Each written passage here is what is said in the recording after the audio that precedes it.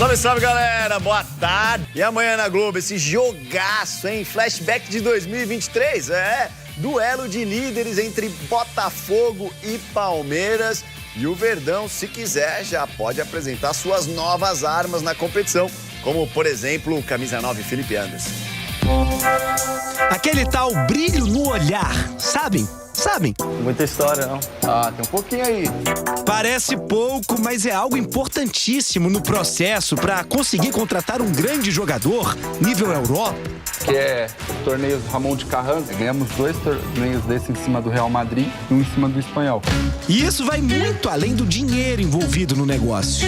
Quando me explicaram tudo isso que se vive dentro do Palmeiras, não foi difícil decidir. Essa competitividade que eu buscava também, essa fome por vencer, essa fome por competir. Felipe Anderson voltou ao Brasil depois de uma década na Europa. Era titular absoluto na Lazio da Itália. Agora, imagina o tanto que o Abel Ferreira ficou feliz quando recebeu a notícia de que sim, ele vinha pro Palmeiras. Quando ele me falou, eu disse, opa, não acredito. Felipe Anderson chega ao Palmeiras com um desafio grande: ser líder e protagonista num time que já vive uma ótima fase. O primeiro passo, claro, é virar titular. E para isso, ele tem algumas possibilidades. 2 últimas temporadas eu joguei muitos jogos de falso 9, é uma posição que eu gosto muito também. Atuei muito pela direita, mas ele gostava também de me colocar pela esquerda ou pelo meio.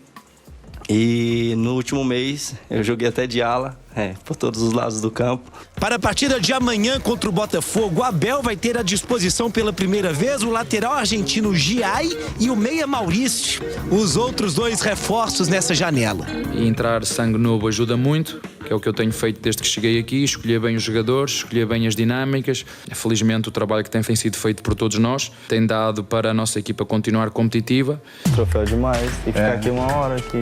Para quem chega agora, a tal visita à sala de troféus talvez seja a motivação, inspiração perfeita para o jogaço de amanhã. É protagonista do último brasileiro, né? Aquele jogo do Botafogo foi... Que jogo, que jogo.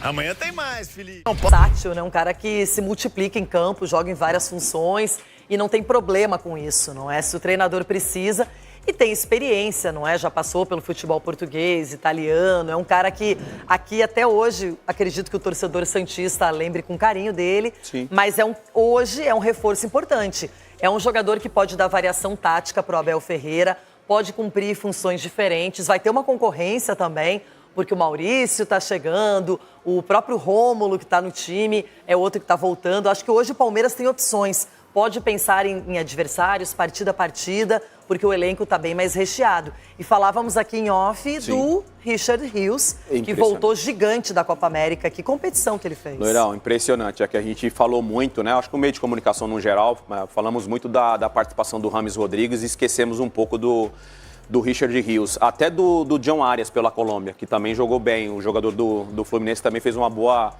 campanha, além do De La Cruz lá do Flamengo também com o Uruguai, mas especificamente o Felipe Anderson, pelo menos 3 posições o Abel pode utilizá-lo, né? Meio de campo, pode ser um 10, pode ser ali numa posição do Zé fazendo de 8 ao lado do Aníbal, pode jogar pelos lados do campo.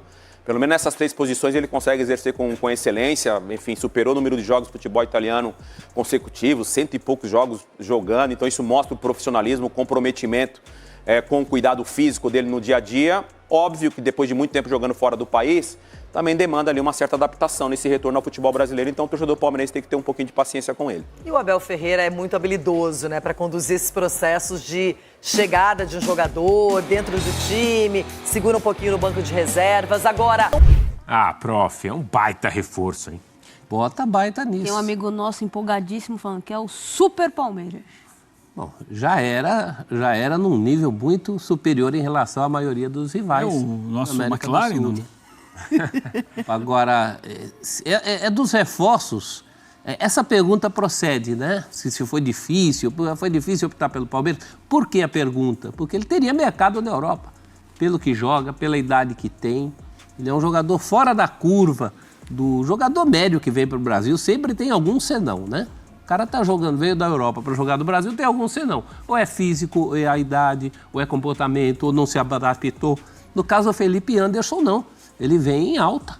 Ele estava bem, está aí sendo recepcionado pela Leila, trocou, ele não quis ficar na Juventus, então ele trocou a vecchia senhora pela rica senhora, que é a nossa Leila na recepção. Realmente a expectativa é muito grande. E sobre a posição que ele vai jogar, eu tenho mais curiosidade sobre o que isso vai mexer no time do Palmeiras.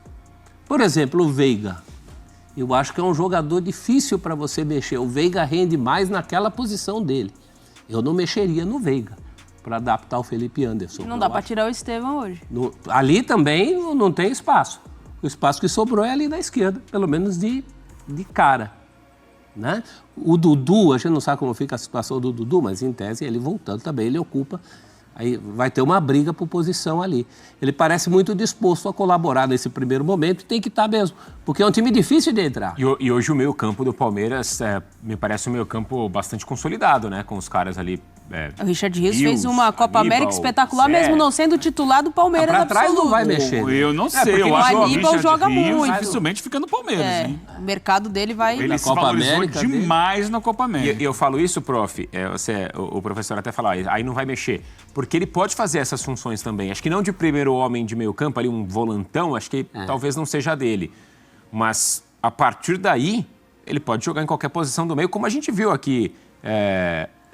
como a gente viu nessa temporada pela Lazio, né, Eugênio? Então, por isso a pergunta. Ele pode jogar nessas posições, então talvez até ali do Zé Rafael, né, um terceiro homem, um segundo homem também. Pode, mas eu acho que para trás é desperdício, como diria um amigo meu. Pensaria mais lá na frente.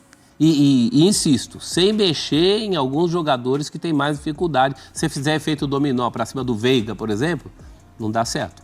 Vai comprometer a equipe. Eu tentaria evitar isso e eu acho que o Abel também vai evitar. Pelo que o professor está falando, Eugênio, entre aspas, sobra aquele lado esquerdo do ataque do Palmeiras hoje. Que não é onde ele estava jogando, né? Ele vinha jogando mais do meio para a direita. Espera ver, aí é o quebra-cabeças pro Abel, né?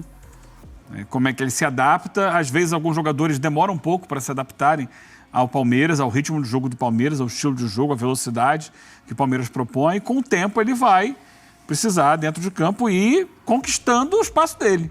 Ele já vinha treinando há algum tempo. Ele vem da Europa e tal, porque ele é um jogador internacional. Hoje tem que entrar e mostrar que está jogando mais que os outros. Porque o time está jogando bem. Não é só em qual posição ele deve render mais, como está escrito lá. É em qual posição ele rende mais e não prejudica o time, que é uma equação. Não é. A resposta óbvia para isso, qual posição ele rende mais? Na direita, mas vai tirar o Estevão? Não vai. Aí vamos supor, mexer do Veiga. Quero evitar também. A equação é essa, né? Não é só ele se sentir confortável. Ele se sentir confortável e o Palmeiras não vestir um santo e desistir outro, ou desistir dois. Então, esse é o desafio para o Abel, né? Mais uma vez, é um bom desafio, né? Problemas tem os técnicos do Grêmio, do Corinthians, do Fluminense, do Vasco, embora melhorando. Não o Abel. É um desafio, então, prof, que o Abel nunca teve antes? É isso, Eugênio? Eu acho que hoje tinha uma pergunta na tela logo no início, no GC ali, falando se era o elenco mais recheado. Vamos dar uma olhada, então? Do Abel. Vamos dar uma olhada? Põe na tela aí essa pergunta. Em opções para mexer no time, porque antes ele não tinha quem substituísse o Veiga. Vai, Nath. Ó. Então, a gente pode questionar ali, o Aníbal e o Zé Rafael jogam juntos. A gente pode questionar se entra Rios ou não. Mas ele tem opções, como os meninos da base na zaga, que corresponderam. O Vanderlan, para mim, é um lateral que ele, quanto mais jogos ele tiver, dificilmente ele vai perder a posição, apesar do Piquerez ser muito bom. Eu tô olhando só os nomes... Então, só os que estão como opção. Isso. Então. Muitos aí queriam ter essas opções também, né? Entre parênteses. É um excelente elenco do Palmeiras, mas ele teve também outras opções em anos anteriores que ele, por exemplo, para encaixar ali uma época o Gustavo Scarpa junto com o Veiga, ele demorou um pouco, porque você tinha o Rony jogando pelo lado do campo, lembra disso? Depois ele passa o Rony para jogar de centroavante. Era o Dudu e o Rony jogando pelo lado. Aí ele faz espaço, aí consegue encaixar. E aí é a capacidade da comissão técnica do Palmeiras, do Abel, dos seus auxiliares, de irem entendendo. Agora, eu vejo, por exemplo, ali, o elenco é indiscutivelmente muito bom, mas tem como reservas da zaga 2 jovens. Jovens que entraram e deram conta do recado. É importante dizer isso. Em jogos difíceis. Vão jogar agora, né? E mantiveram a pegada do Palmeiras, mas são jovens. Mas é claro que eles estão ali avaliados pela observação do dia a dia que a comissão técnica faz. O confronto entre Palmeiras e Botafogo promete ser um espetáculo à parte. Uma verdadeira prévia do que poderemos esperar nos jogos da Libertadores. Ambos os times estão em excelente fase, o que aumenta ainda mais as expectativas para essa partida. Para os torcedores, é uma oportunidade de ver seus ídolos em ação, de sentir a adrenalina em um jogo decisivo. Os comentaristas, seu olhar experiente, preferem não arriscar um palpite sobre o favorito. Tanto o Palmeiras quanto o Botafogo têm apresentado campanhas sólidas, jogadores destacando e mostrando um futebol de alta qualidade. Este é o tipo de jogo onde cada detalhe conta, desde a estratégia dos técnicos até o desempenho individual dos atletas. Para quem gosta de fazer previsões, vale lembrar que no futebol, inesperado é sempre uma possibilidade real. Você é daqueles que adoram discutir táticas e estratégias? Este é o momento perfeito para analisar cada momento. A partida de hoje é mais do que um simples jogo, uma amostra do que pode vir por vir na Libertadores. Torcedores podem aproveitar para acompanhar os seus desempenhos e fazer suas próprias análises sobre quem tem as chances de avançar na competição. Então, agora que você teve acesso a uma análise detalhada sobre os bastidores e as estratégias do elite do brasileiro, você está pronto para transformar o amor pelo futebol em algo ainda maior? Ou será a sua próxima ação para apoiar seu time de coração? Deixe seu comentário, participe ativamente e não se esqueça de se inscrever no nosso canal Gol de Ouro e ativar as notificações. Assim você continuará recebendo análises exclusivas e ficará por dentro de todas as novidades do seu time favorito. Vamos juntos fazer desta temporada a mais emocionante. Obrigado, valeu galera.